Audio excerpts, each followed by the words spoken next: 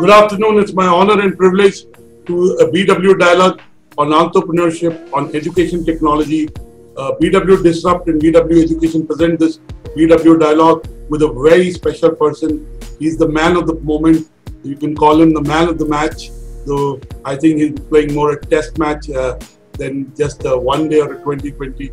Let me welcome the founder of WhiteHat Junior, Mr. Karan Bajaj, to the show. Welcome, Karan, and congratulations on forging the partnership with Byju's. You've been in news for that. But how have been the last 150 odd days for you personally and professionally? We know professionally you've been very busy, and you said that you met Byju's recently, 7 weeks back. I'm sure the last 7 weeks back in putting this relationship together would have consumed your time. But tell us otherwise, how have been things for you last 150 odd days? Thank you, Dr. Batra. Thank you for having me. Last year, 150 odd days, you mean from the lockdown? Last 150 days since the lockdown, surprisingly enough, our business went through a transformation, not because of lockdown, but actually just 1 month before the lockdown in February, we had made the decision that we would really start scaling the business 10x because all the fundamentals of the business, right? The technology, the product, the marketing funnel, everything was working very strongly, right? And we doubled the business just a month before the lockdown in March. And then the unique challenge was that we were kind of really scaling the organization in the middle of the lockdown. So we went from, I would say, 300, 400 people in the company to almost 3,000 in the last 3-4 months. And we've gone from 1,000 teachers in March to 5,000 teachers in the last 3-4 months. So I would say that in the last 150 days, the organization scaled multifold, and all of that was happening remotely. And I think that it was very interesting to be able to do that here. There was no playbook to do that, obviously. Nobody had a playbook to do it. And to be able to scale the organization and keep it running and functioning was very interesting to do it in this period, yeah. Karan, a lot of people have seen your success post this deal. As they say, sometimes success is in the making 20 years, 30 years, 40 years. In your case, it's been only 18 months, less than 2 years. So how does it feel to partner and to be able to create value in all facets? The value of the company, value for teachers, value for parents, and eventually, as you say, your mission is to create people who create technology and not just consume technology, right? So you created, how does it feel? Does it feel you just started on an interesting journey, or you believe you already achieved a big milestone and then you're going on forward? So I would say, Dr. Batra, I think you know me from the past, unlike many people who've just kind of discovered like the overnight success thing that's been talked about. But I think what's happened is that over the last decade or so, I would say there's been a lot of input going into various I would say creative endeavors that I thought would have value in the world, right? Whether that was writing the novels or even when I was leading. I would come to your novels and how best they were. And even when I was leading Discovery, I think. Yeah, and I would come to those aspects. Just for our viewers, when Mr. Bajaj was at Discovery, he was the country manager and CEO of Discovery in India. And he did take on big bets. You know, he launched innovative programming. He took big bets, not small bets. He launched a new channel called Discovery G with Baba Ramdev. And his role, he did innovate there, I want to say that. With his 3 novels, he was very critically acclaimed as an author, and one of his novels got to 70,000 plus sales, which is huge. Just to tell you, 5,000 is bestseller, so 70,000 is 40 times that. And it was in the literary shortlist for awards, so on and so forth. Now there can be a book on Karan Bajaj's life, but he's been a very successful author.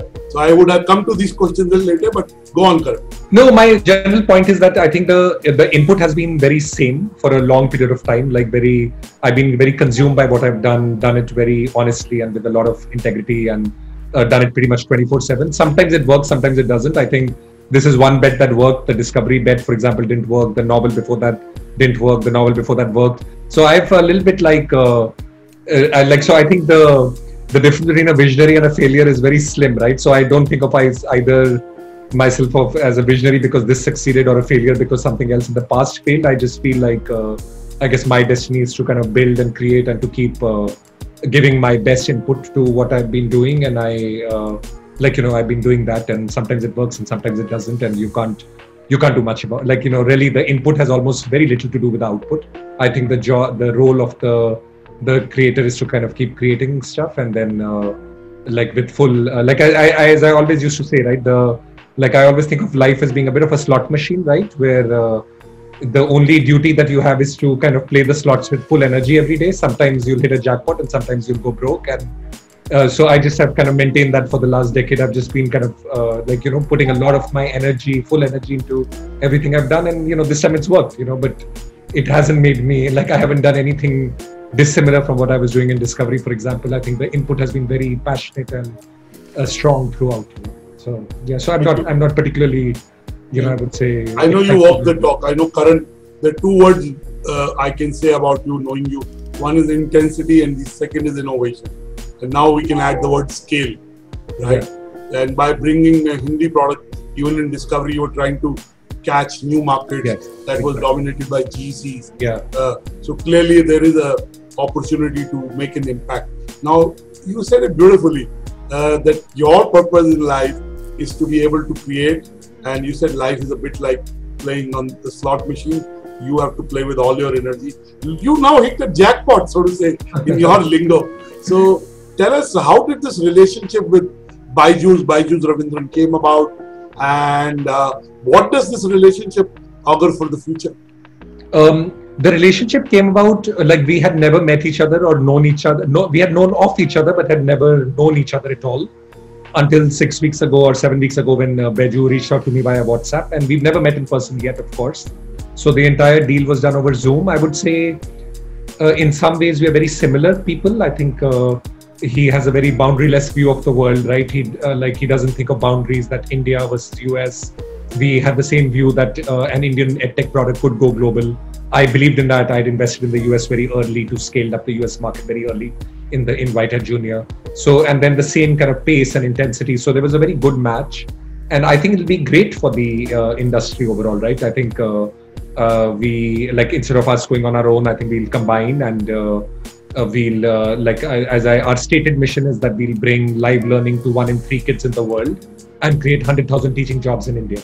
And I think that's only possible because of the scale and the expertise that Byju has already built, along with kind of our energy as a new entrant, right? Very fast moving, high paced energy as a new entrant. So I think that combination is going to be very good for the overall broader ecosystem, right? We've created a lot of teaching jobs in India, right? In some ways, I think it's the golden age of the teaching profession. A WhiteHat Junior teacher today, because of the nature of the global teaching, ends up making more than an IIT engineer or an IIM MBA, depending on the number of hours she gives to us. And I think that's kind of what teaching should be. It is the most valuable profession, and I think we are able to kind of unlock the value through our EdTech model. And with Byju's coming in, we'll be able to scale that impact very, very rapidly. So I'm excited about what the future brings. Yeah. I've had the good pleasure of knowing you for a while, and I was lucky enough to spend an evening with Byju's this year in February, and I met him last year in August. I spent 2 hours with him, and I realized he's very, very restless in a good way. Second, I realized he's extremely humble. He has no airs. There's a certain genuinity to it, and he's very grounded, if I may use this word. Correct. In spite of all this valuation, and all his team's been with him for a long time. All his 11 or 9, I forget. So tell us, what are the values? You already told us what were the values that you shared, and what will bind the relationship and carry it forward. But tell us, what was one thing about Byju's that you liked, and in your assessment, what was the one thing that he liked in you? Because at the end of the day, there's a business model, but you invest in an entrepreneur. You believe in an entrepreneur. You believe in his ideas. Because at the end of the day, all this is, a spreadsheet, but somebody has to achieve those numbers. Yeah, correct, exactly. So when I met him for the first time, I sensed incredibly high level of decisiveness. I think a good entrepreneur is very decisive. I think you'll never have perfect information to make any decision. And I think a solid entrepreneur would use a combination of their instinct and whatever information there is, and just converge to a decision quickly. And action, as you know, good now is better than great later kind of a feeling. So he's a good now kind of a person. So I felt the same level of decisiveness immediately. So I was very, I sparked to that quickly. I thought that this is a guy who will be decisive, make big bets, not hold back when something is kind of working on the right track, and not give up too early if it's not working right. I felt like that he would be like decisive in his views, that this is a good long-term thing and we'll have the persistence to continue with it. So I think that's what sparked me to him.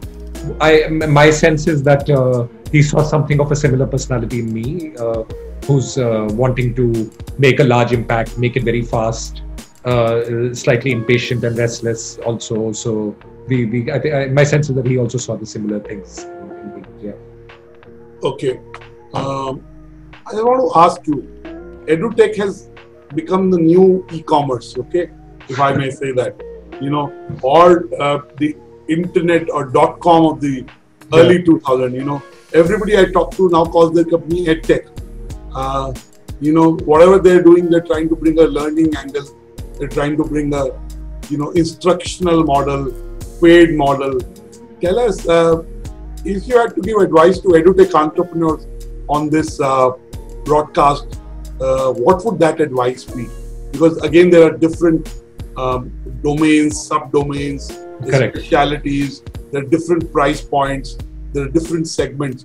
So what's your view on EdTech? Because it has suddenly seen 200, 300 players. It is seeing the biggies jumping in. I'm aware some of the biggies are about to make big bets in education, looking at what Byju's has done, what WhiteHat Junior has done, and looking at the opportunity. So tell us, where is the EdTech domain headed, and what is your advice to EdTech entrepreneurs?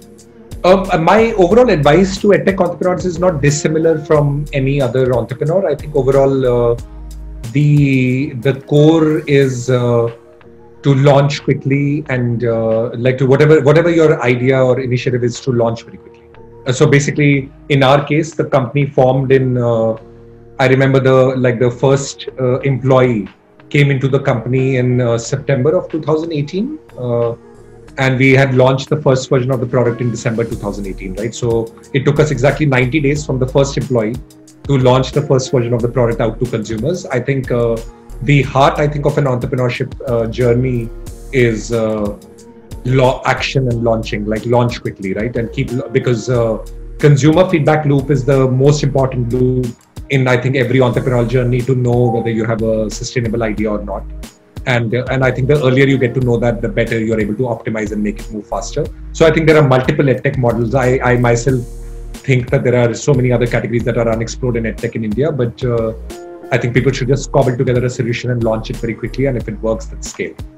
Yeah. Okay. So that's very sane advice. Now I want to ask you 2-3 questions related to failure. Yeah. I keep saying there is nothing called failure. Experience is what you get when you don't get what you want. Yeah. It's all an experience. A person never fails. The idea fails. The project fails. So tell us, you're teaching children coding. We've never produced a single product company from India. It's possibly the first time we have that culture of building products in India. And my view is because we do not celebrate failure, we only celebrate success. We're not able to produce it. What's your view on this? I would not say, I don't know if it's an Indian phenomenon, but my general sense is that, the thing is that failure, etc., they look very good on, on people's resumes after success there, right? But when you are actually going through it, there is a severe, emotional impact. Severe impact, and you should be prepared for that, right? I think my general thesis is that big creative endeavors will fail more likely than they succeed, right? That's the nature of things, right? And if I look at my kind of track record over the last, I would say, 10 years, my first novel, which came out in 2008, did very well. Keep Off the Grass, it did really well. The second novel, I think HarperCollins lost money on, which was Johnny Gone Down. It was well received, but people they printed too many copies, etc. The third novel was a complete failure. Actually, it was published internationally by Random House, and it didn't do well. I spent 5 years writing the third novel. The first one I wrote so quickly, but the third one I spent 5 years. Discovery, I think you live with experience. I tried to do a lot. with good intentions, but I would say most of what I did didn't work, right? And then this one has worked. So if I look at the last 5 bets which have consumed me over the last decade, I think I'm quite lucky that 2 out of those 5 have worked, right? But and worked big time. And worked big time. But at one point, I was probably regarded the worst CEO of Discovery in India or something, because no, but I think it's about horizon. You have to stay in the game long enough to see the benefits of what you sowed today. I would have a different view. To take a very short-term view. I mean, whatever you will build in WhiteHat Junior, it will take a while. I mean, even if with your kind of acceleration. So I think we celebrate success too early. We celebrate failure too early. I agree. I mean, I've always felt that, look, a life is definitely measure a life in decades and not in days. So I've always felt that, look, if you're kind of like consumed by what you're doing, like very high integrity about doing it, and just like you're, like as I said, you come with each day with an energy that then over the long term it kind of pays off, right? So I've lived through these cycles so many times now that I've been somewhat unshakable, even during the discovery loss and like or whatever the failing of Karan, I've seen you have clarity. I mean, because I've had the good pleasure of knowing you because of your media days.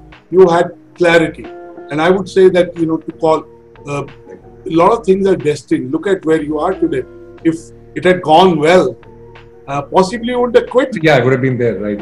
So everything is a silver lining. I keep saying no means next opportunity. Correct. Rejection means redirection. They sound like cliches, but they're actually true. No, it actually is. The thing is that a big creative bet has a high likelihood of failure. But if you continue to make big creative bets, the probability is such that you'll succeed eventually. And I think that's kind of happened quite consistently with me. You just have to, just like as I said, you just have to play the slot machine with full energy every day, right? So that I maintain throughout. You're being very modest. But tell us, in your view, what have you done right in WhiteHat Junior in the last 18 months that prepares you to take this big leap? I would say 2 things, both diametrically opposite from each other. The first is to not scale until the product was very high quality. So from October, when I started the company, October 2018 or November 2018, when the official registration was done, till about, I would say, April 2019, there were only about 6 or 7 people in the company, just iterating and getting the product right. And those metrics, right? The moment Net Promoter Score hits 50 plus and renewal revenue is coming at the same pace as new revenue, then you know that you've hit a product that consumers want. The moment you hit that mark, till then you should be completely completely low in cost, not scale at all, not have the impatience to scale. But the moment that hit the mark, I was very uninhibited in scaling. I went the diametrically opposite way, where I just didn't care. I was doubling every month, and I was like, things will break, but we've got a good product, and we just should keep scaling. So I would say from 0 to 1 crore took us 8 months, and the 1 crore to 100 crore took us like 6 months. Because we had created a fundamentally very viable product. What I've seen is that entrepreneurs sometimes get impatient in the early days, right? Because people want media and validation of their efforts, and it's very hard because there's just 6-7 people tinkering, not knowing whether things would eventually work out or not. But and people are looking for a lot of validation. But it's actually good to be very patient, get the product completely right, and then after that just scale like crazy, right? When you're scaling, you should not be afraid at all, right? So I was, even during the lockdown, we were like just doubling. We were adding 200 people a week, right? Employees, thousands of teachers a month, and we were like very unapologetic. We were like, oh look, we're going to make mistakes, but we have to do it, and we're going to do it, right? So I think those 2 kind of diametrically opposite decisions worked well. Fantastic. Yeah. Karan, again, the lines between what is content, what is media, what is educational content, right, they all are kind of blurring.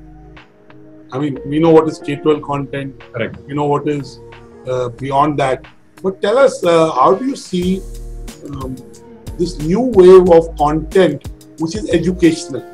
I will not call it Ed-Tech, but I'll say content which is educational. Do you see a big market for that in India? And are there segments within segments? Is there a defined market? Yes, so I think let me put it this way, right? I would say I view the power of EdTech to be twofold, right? The power of EdTech, number one, is customized learning for every individual. right? That's something that technology can address. Kind of what people like us are doing is, it's in a way the promise of EdTech, where there is one teacher for one student. We've been able to create a business model around that. That can never be replicated in the physical world, right? That you can't have one teacher for one student in a classroom. EdTech allows you to do incredibly customized learning for a kid, which enables the kid to shine to their full potential, right? That's kind of the one big pillar of EdTech, right? The second pillar of EdTech, I think, again, which is very significant, is linked to the customized learning part, is that when you are learning by doing and building and actually tinkering with things, your learning is very deep, right? It's experiential learning. Again, technology allows you to create simulations and stuff to kind of learn and build and do, right? Which Bajaj does very well, for example. So in some sense, I think if you're meeting these two promises, that's where the EdTech kind of comes up with a solution that is extremely superior to the physical world, right? And only in a way that only EdTech can deliver. So I think my view is that if any of the entertainment-oriented content is about just consuming it passively, I don't think that's any very different from a textbook, right? It's more like it's just a more entertaining way of presenting a textbook, right? Which you could do on a textbook as well. But if it either meets the need of some customization or it meets the need of like making the kid tinker and do, then I think that's the great promise of EdTech that can be fulfilled. Yeah. Fantastic. Karan, while there are two big deals there are many deals that have happened, but the two companies that have been in news and people are excited about it, in my assessment, in the last 4.5 months, have been Jio and WhiteHat Junior / Byju's. So how does it feel to be able to build what you wanted to and get a validation? How important is validation for an entrepreneur? I think it depends on every entrepreneur. In my case, as I said, I'm a bit of a yogi at heart. I've lived through too many ups and downs to be really seeking validation. So I wasn't particularly looking for validation. I do think that in a startup, stars aligning so that every stakeholder gets a good outcome is actually quite hard. So in the sense that, for example, you've raised the optimum level of funding so that the venture capitalists who invested in the business are getting a great return out of their investment, right? For example, if I raise 100 million, then a $300 million deal may make some sense to me, but for the investors who've invested $100 million, getting a small return on their investment is not what they invest in venture capitals, right? They would rather invest in an HDFC bank for that. So the stars aligning so that the investor, the entrepreneur, and the buyer, all of them are happy is actually very hard. It's literally win-win. It's a win-win-win is very hard. So I felt that this was the perfect moment in which I had raised very little capital. I had raised only $11 million. I had diluted, obviously me and the ESOP holders had diluted little. And then our revenue run rate, though, with the very little capital we had raised, we were at a $150 million annual revenue run rate, right?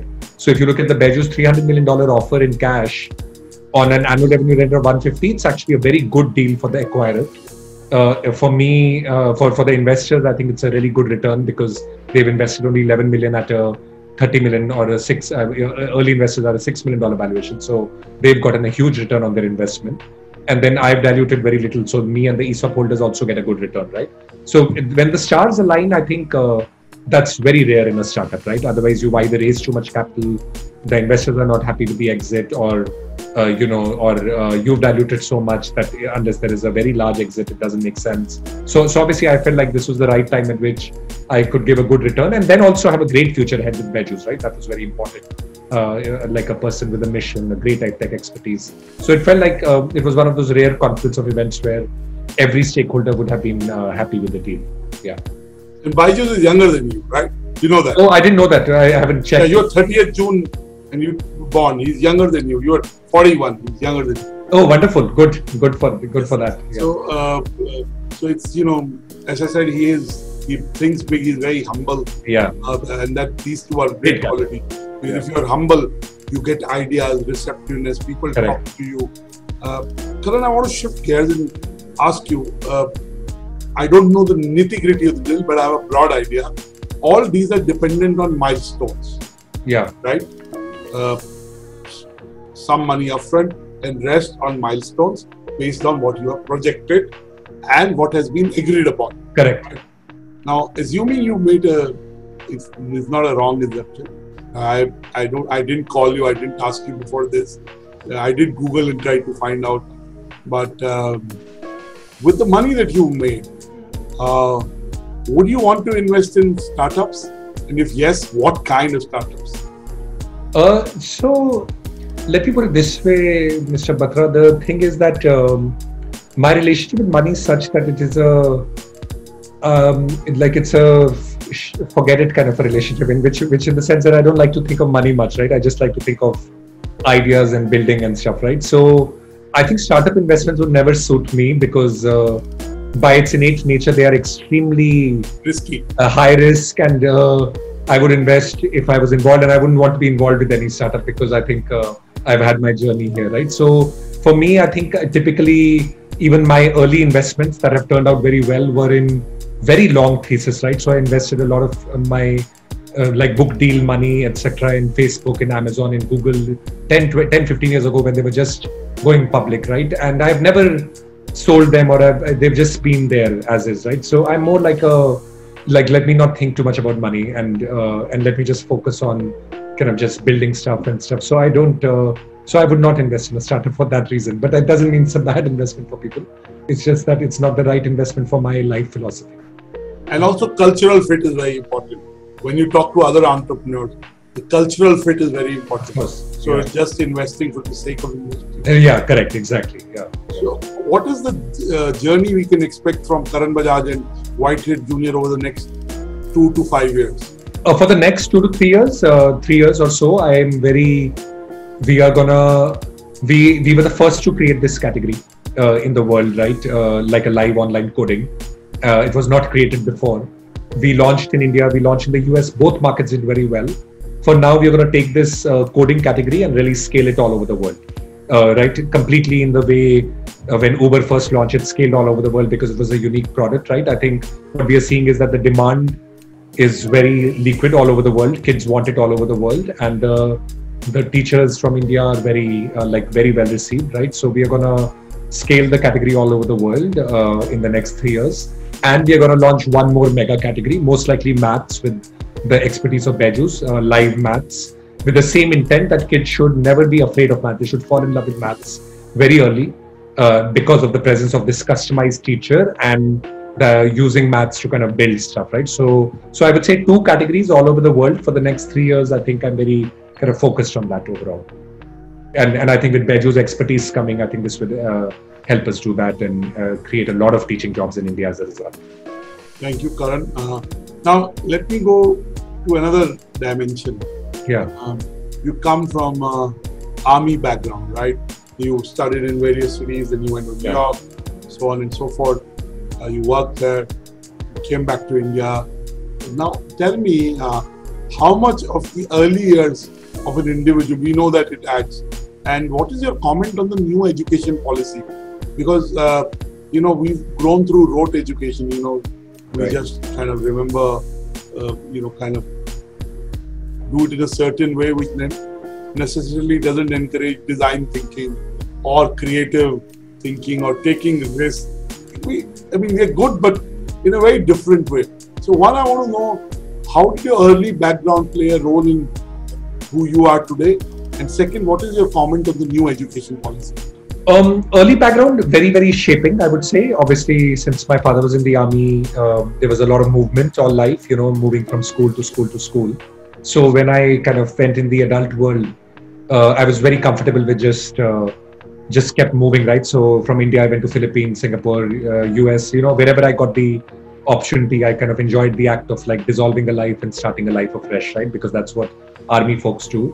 As a result, I think it shapes a lot of choices, right? In the end, for example, for us, like launching in the US was no big deal at all, right? Because it was I was very comfortable because for me, like the world was very boundaryless, right? Based on how I'd grown up. And, just to bring a personal image, your wife is American. My wife is American. So it was very comfortable for me. The US mein launch karte hain, now we'll go to South America. I've been very comfortable making that calls because I kind of view the world without like any boundaries at all in some form, right? So I think in that sense, the early years shaped a lot, but obviously decisions after that shaped me very much as well. The education policy is very positive. Now the detail is in the operation, which is how do we implementation and execution. But as a philosophy, I think it's very powerful. Yeah. it's a good vision document. Very, very good vision. Yeah. But it needs to be granular and it needs to be implemented. That's what we're saying. Yeah, yeah. Tell me, who are the entrepreneurs you look up to? Are there people you look up to? You're a tall guy, so most people look up to you. But and now they definitely look up to you. Because as I said, people have and I'm a real person, and I don't want to share about my communication with you, but people have, oh, you're doing a conversation with Karan Bajaj, congratulations. So I said, thank you, right? And I mean, when your team wrote to me and I said, more than happy, I would have written to you in a couple of days. So I'm just saying that I'm asking this question because I know you rightly said you're built in a certain, in a yogi way, you're self-sufficient, you think. You're a very different media CEO, even when I interacted with you. You're not a typical media CEO. So tell me, are there other entrepreneurs you look up to and why you look up to them? And where do you draw your inspiration from? So I guess in some ways I'm more internal. So the thing is that I think I read a lot, right? So that's been a very important part of my life, right? I read a lot of stuff, fiction, non-fiction. So a lot of my ideas are actually shaped by, thankfully, from I would say perennial, right? So for example, on startups, I would have read every book written on startups of any magnitude, and I kind of start to form my views based on what Paul Graham or Peter Thiel or Ben Horowitz, so I start to form some views around that, but then I kind of live by my own experience and stuff. So not out of any discredit, but I hadn't followed any particular entrepreneurial journey in India or even the US in a live way. I've read a lot and respected people and their views around that, but I hadn't really followed any particular journey. And also, when you lift under the hood, right, I think things, how they work versus the public image of how things work is so different that I tend to kind of rely a lot on my own experience, So but obviously I admire a lot. I admire Beju. I think what he's built in the last few years from scratch is amazing. I think a lot of people, right? I think what they've taken punts on creating completely new categories, created them. I have a lot of respect for it. In fact, it's the opposite. I feel like sometimes I've seen so much negativity on the media around kind of bashing entrepreneurs for either raising too much funding, being wasteful, etc. But having lived through that journey, I think it's very hard to get it right. What is the optimum level of funding? Whenever you try new things, you obviously end up burning a little bit more, then you course correct, right? And the journey is so hard that I think, I believe people should cut some slack to, I don't know, for example, I read a lot of negativity about Ritesh and Oyo and stuff, and I look at it and I'm like, what a powerful idea. This guy created something from scratch. He's not even 29. He started at 19. So how are you expected to get a new model completely right in the first go, in the perfect P&L, right? You're not running a stable operation like a Discovery where the P&L exists, right? And you are optimizing the P&L. You are creating a model from scratch. So in the opposite, I actually think I have more respect for everybody after doing this myself, and actually feel that the flack that they get for for making missteps is too much. I think there's no it's just you can't. When you I'm glad you said that. Knowing you, I know you mean it really well. Yeah. I also feel Ritesh and a lot of other people who made bets, and they've made bets which are totally they're in uncharted territory, new business models. They're figuring out. They're dealing with the VUCA.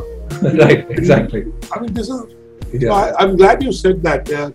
That would be of a lot of solace to a lot of people who are watching. And I want to ask you my last two questions. You achieved, in my view, you achieved everything. One, you are internally satisfied, as you said. Second is now you have a very specific goal over the next 3 years to grow WhiteHat Junior. You have a kind of a grid for that. In your personal life, you've contended, right? Looks like you've achieved everything, and you're on the journey, you'll get there. Even in your journey with this partnership with Baiju. But is there a bucket list that Karan Bajaj still has? Does he want to write a novel? Do you think there should be a book on your life now? Tell us a bit about, if you told you have a bucket list.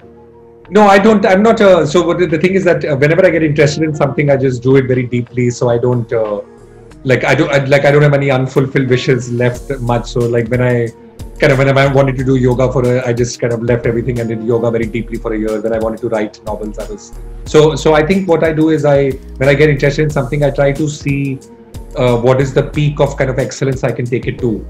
And then I reach a point where I feel, look, this is the best I can do, and then I go do something else, right? So in a way, like I just so I'm kind of living whatever I want to do, right? So in the novel case, for example, I spent kind of almost 10 years of my life, right, trying to get my writing to a level which I felt was the best I could make it. And the moment I reached that point, I never wrote a novel again. I became a CEO, right? And the same way, I try to do my best. And so whenever I reach a point of where I feel there is nothing better I can do, I leave that thing and do something else. So right now, I think I'm in the very early stages of a startup journey. I think like the exit happened very early, or the outcome happened very early. But what I have to do, I have a lot more to do right now to build a large impact, scalable organization. So I'm going to be very devoted to that. And then the next thing automatically will unfold through this period, and then I'll just devote myself to it. Yeah. Why did you call it WhiteHat Junior? Oh, it was WhiteHat is an ethical hacker versus the Black Hat, which is an unethical hacker. So the White Hat was meant to be like kids like tinkering, like they were. WhiteHat Junior was like a hacker, like a hacker spirit, like a positive way. A positive, a tinkerer, Yeah. So the reason you say junior, are you likely to launch a WhiteHat Senior, so to say, at some stage? No, I'm not. I am a blue ocean kind of a guy, right? I don't like to do things that. So I think the adult learning market has good, solid players, and I'm not the kind of person who launch a product at 25% less, or like I like to launch completely blue ocean products. I agree. You did the same in this category. I like monopoly economics also. I don't like price wars. I like to set the economics of a category. So I think by its nature, I will never launch a WhiteHat Senior because I think that market is well served, and I don't think I'll have a distinct reason to create anything significant there. So I like creating new things and monopoly categories, and not getting into small pricing wars and following. So I'm not a follower by nature, right? So I think. Karan, you talked about your love for reading. So recommend 3 to 5 books that you think entrepreneurs can benefit. You took the name of some of the people whose books I've read. I am a big book freak. Oh, really? Good, great. So, for example, I read The Hard Things About Hard Things. Yeah. Right? You mentioned Ben Horowitz, right? Of course, Peter Thiel, Yeah. Yeah, so I would mention the ones which are like obviously 0 to 1, Hard Things About Hard Things. Everybody should have read. I think those are good, or they definitely. But I would recommend some ones that people might not have heard of. Growth Hacking, like by Sean Ellis. I think that is a great discipline. I think every entrepreneur should try to reduce the cost of acquisition on paid advertising and try to focus more and more on organic growth and like building tech hacks for organic growth hacking. So that's very good. I think books on gamification, etc., are very good for entrepreneurs to get a deeper understanding of how to build products. Books like Hooked, for example, like on how to build habit-forming products. Those are not talked about much, but growth hacking, Hooked, etc. And I would say, like every entrepreneurial journey is a journey of some building and creation. Like I think I felt like books like Man's Search for Meaning by Viktor Frankl, I highly recommend to people because it gives a deeper meaning to what you're doing and why you're doing it, and helps you get away from the daily the daily downs that an entrepreneur is bound to face. Yeah. Okay. I want to now get our audience in. Wonderful. Just before I get them, I want to ask you a question. If you had to make some more predictions about this digital economy, I mean, I would say we've become from an economy to a digital economy. If you're not a digitally enabled company fully, or a digital company, I mean, media has to be media tech, fintech, financial services has to be fintech, education has to be edu-tech, and then we can go down. Real estate has to be real estate tech or prop tech. We can go down. Government services now called GovTech, right? Tell us, if you had to make a couple of predictions about this digital economy, what would those be? My prediction is that it's not even a prediction. I think it's known now. Tech is going to be the center of everything. I think people should get very comfortable with tech. Part of the reason I wanted to do a startup was that I wanted to build a tech product with my hands, right? In some form or the other, be very involved in seeing not as a discovery CEO who's got a big team, but to be a part of a team, like a very early team that builds a tech product. I think native comfort with tech is very critical. I think I'm a huge fan of developers and what they are able to accomplish with code. Like with one line of code, you can make thousands of things redundant, thousands of physical processes redundant. I think it's a beautiful thing. I think tech is going to be at the heart of everything. Yeah. Fantastic. There are people who are asking the name of the books in the two categories. Sanya Gambhir is asking. The names of the books are Growth Hacking by Sean Ellis, Hooked by Neer somebody, and then Man's Search for Meaning by Viktor Frankl. Okay. Let me bring in a guest whom I've known for many years. He's in the education space, and let me get him to ask you the first question. Let me get Mr. Sudhakar Rao, who's the Director of Branding of ICFI and a friend, and somebody who is himself very knowledge-oriented, to ask you his question. Mr. Rao, go ahead, ask this question to Mr. Bajaj. Good afternoon, Mr. Batra. Thank you very much for bringing me in here. Good afternoon, Karan Bajaj. Congratulations to you. Thank you. I'm from class of 97, IIM Bangalore. So there's another connect. Senior, yeah. Yes. Great. The problem with Mr. Batra is he has asked all the questions that I ever wanted to ask you in the last 45 minutes. Okay. And just not to repeat the same, I have also requested some of my friends, in a way, crowdsourced a few questions for you. Sure. So one thing I will ask, I don't think I'll get more time than that. There's one startup, Hyderabad-based company called Metamorphosis. He's asking a question to you. They are into teaching entrepreneurship at school level. What is your take on that, and how is it going to go, and what suggestions you have for that? Catching them young is their motto, and teaching entrepreneurship and entrepreneurial skills at school level, focused. Beautiful, beautiful question.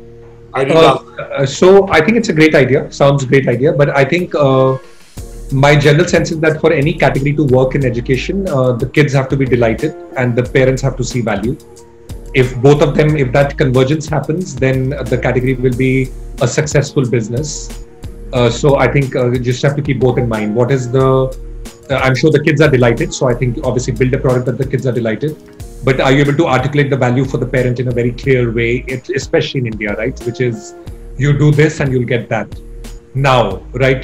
Indian parents are so in our case, right? We had to create the value for parent that your kid will create an app, it'll be published in the Play Store, top kids go to Silicon Valley, meet entrepreneurs, this is what's going to happen to them, logic, concentration.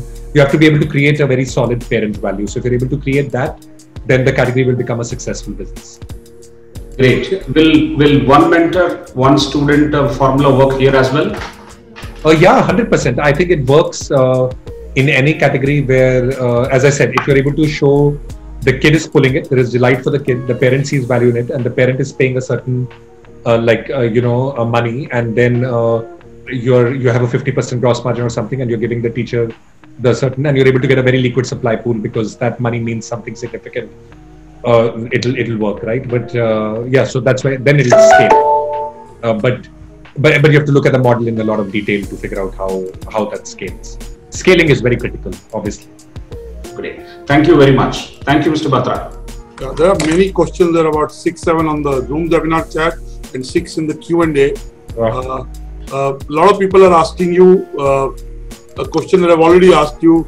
For example, they're asking you, do you invest in startups? Gauri P is asking, and then one more person, he's already given, do you invest in startups also?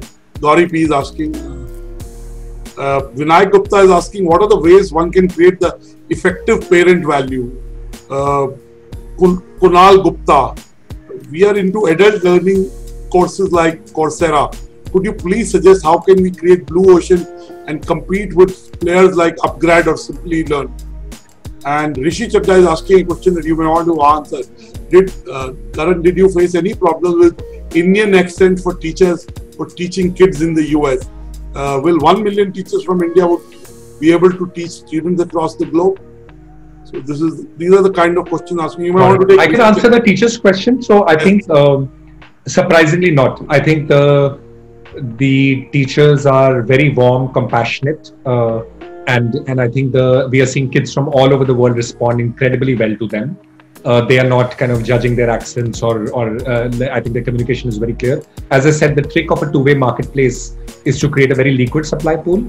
And in our case, we have such a great base of talent in India. We go after, like, we are targeting women, obviously, but women who come from logical, mathematical, technology fields, and we kind of tap that skill set. And now we have about 5,000-6,000 teachers on the platform, growing. We are adding 150 to 200 teachers a day right now. They didn't have conventional teaching backgrounds. They just had a lot of empathy for kids, and they had good technical or quantitative backgrounds, and they were somewhat underutilized in the workforce, right? Either because they had kind of dropped out of it because of having kids, or they weren't wanting to travel in big cities, and right now, because of the global nature of the demand, we're able to get them a financial outcome that's better than being an IIT engineer, for example, right? And as a result, our supply pool has become very liquid. People are leaving all kinds of jobs to join us, right? Women are leaving all kinds of jobs to join us.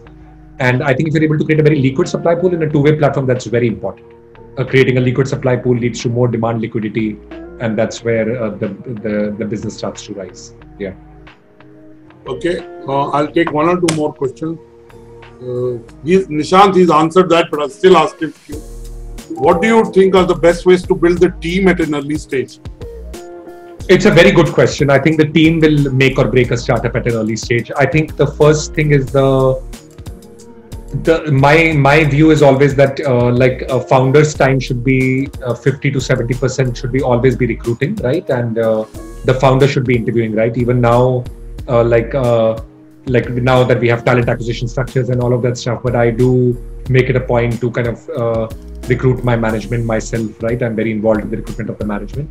The founder has nothing to sell but their vision and their energy, right? So if your energy, you believe in your idea, people will buy that idea, right? In my case, for example, I had obviously my kind of vision. I had obviously a track record of discovery, etc., that people were able to bet on, but I was able to build a very good team. I think that's very, very critical. So I think you have to sell your vision, your energy, and be very, very personally involved in recruiting. I remember I was so for me, I think just going from Discovery CEO, where everything was set up well, to I recruited everybody, the first 7 people, graphic designers or video editors, or even the office secretary. I just recruited everybody myself, right? So they would be surprised. There would be a WhatsApp that went to them. Hey, I'm Karan. I was the ex-Discovery CEO. I have a startup. And they would be like, oh, why is the Discovery CEO contacting me? I'm just an office secretary, right? But I think the early team will shape the organization. And I think we had a very good team right from the beginning, very strong work ethic. And that's kind of split, has endured us through this wide, right? So yeah, very, very important. There are lots of questions, and Nishant is asking you for, I don't know Nishant Bahl, but he's asking you a follow-through question. For the team, we will weigh skills over culture? Question mark. He's asking, would you weigh skills over culture? I mean, I don't think there's a trade-off typically. People with good skills want to work in a culture which is allowing them to reach their full potential, and you find them. Right? Typically, I didn't find too much of a gap. Right? Most people I recruited who had good skills always wanted to work in an environment of great potential, right? I look at my CTO, Pranab Dash, he was working with Microsoft, came with very, very good experience, right? He just wanted an environment where he could express himself fully and not be constrained in a big organization. And he did that, right? He didn't think about work-life balance and all that stuff, right? They just want to express themselves fully. Yeah. Fantastic. I've done, this is my 121st BW dialogue. We pivoted BW being a television video product, and I've met very accomplished people, but what I loved about this conversation, Karan, is because I know you in personal life, I know how you are. What you're in camera is exactly what you're in person. There is not even a single disconnect in what you're saying, in what you're doing, in how you are, and I think that's one thing people should learn from it. There are 2-3 other questions. Sayali Kardele is asking, any plans to launch a combined course of robotics with coding? Jay Gupta is asking, what would you say about asynchronous learning models? So I'll answer. So the asynchronous learning models, Bajaj does them very well, right? So we do synchronous live. Bajaj does asynchronous with a lot of great insight into the customer through machine learning and models and stuff, and they are equally successful. We are successful in our own right. They're obviously phenomenally successful. So asynchronous can work, right? And I think most asynchronous models are adding some synchronous component to it. We are obviously fully synchronous, live classes and stuff, but through doubt resolution, etc., most asynchronous models are adding some kind of synchronicity to them. Okay. And what about launching combined course of robotics with coding? We are already, in a way, our coding course has got a lot of robotics component built into it, right? So I think we won't launch any new. We'll continue to kind of like make the coding course deeper and deeper with robotics and space technology and related fields inputting into it. There are other questions. I'm choosing to take questions. Yeah, sure. There are 14 questions. We could be here for another hour, but Gaurav Gupta is asking a question that I like. He says, as a yogi, how do you see consumerism? How do you balance investor expectations, where the primary goal of investors might be different from your goal and thus create potential conflict? Yogi, he did answer that question by saying that he's got lucky and he's been able to achieve a win-win for current investors, for himself, and the new, so to say, partners, investors, co-owners, whatever. So he said that, but you can take that again. I can take that again. I would say overall, the entire investor versus founder dynamic is very overhyped. Fundraising is very overhyped. In my kind of humble view, a good business attracts the best investors who just line up, and a business that's not very good, like in its fundamental structure, will struggle to attract investors no matter what founders network or whatever relationships they build, right? So my kind of sense is that actually the investor and the founder goals are very aligned. They both are trying to build a fundamentally solid, structurally attractive business. And I actually think investors are sometimes much more patient than the founders in building that. I would say my investors like Nexus or maybe are in some form or the other were actually more patient than me. I would be scaling very fast and they would tell me that, look, there's no hurry. You can take a longer time to figure this out, figure that out. I actually think the investor dynamic in our case, Nexus Omega, was very positive in every way. Because I think they're fundamentally a good investor is trying to create a structurally solid business model, not to create a hype product that they can sell to somebody else, because those things, those are like a house of cards. Everybody knows they collapse very quickly. Okay, there are lots of questions. You answered some of those. Divyananda Brahma is asking, are you going to be with WhiteHat Junior or you'll be moving to something else? He's clearly said next year's 3 years he's committed to building WhiteHat to a level where it has impact. He's shared the kind of impact in terms of number of teachers, number of students, 1 in 3 children learning coding. That's what you said, Karan, right? Absolutely. So he's already said that he's going to work. And let me say, I don't know the deal, but most deals have an upfront and they have milestone linked. So every entrepreneur has to kind of meet his projections or the plan that and then, possibly you move on to do other things, right? There's one more question I'll take. Gauri, he's already answered your question. Do you invest in startups? Amanpreet Singh is asking, how much do you value programming for an individual who's about to enter into the IT industry? Amanpreet, of course, a lot, but let Karan answer. No, nothing to Gauri, please ask another question add-on. Do you think internship opportunities for kids in current startups after the WhiteHat Junior experience makes sense, or do you think they're too young for taking internships? It's a great question, Gauri. I think it's great. I mean, the kids, I think, are incredibly creative. The kind of products, the apps that they're creating right now, it's very fabulous to see their outcomes. So in some form, I think they are ready, and I think the kids, they end up having such a firm sense of their destiny. I think these are the guys who are going to put man on Mars, and I think I'm kind of like looking at these kids to put man on Mars and extend human life by 50 years using technology. So I'm actually very confident about this WhiteHat Junior generation, if you will, of kids to cause these frontier innovations in technology. So definitely, I think companies would be very lucky to have them. Okay, let me take my last 2 questions. That question coming. Gaurav Gupta says, Karan Bajaj hasn't answered my question. As a yogi, how does he see consumerism? Curious to hear his view. Gaurav, he said that, for him, it's about impact. He gets intensely into something, and the outcome of it in terms of money is secondary. In some way that should answer, but if he still wants to answer, he can answer. And no, nothing to add. He's asking, is the WhiteHat Junior affiliate marketing still on after acquisition?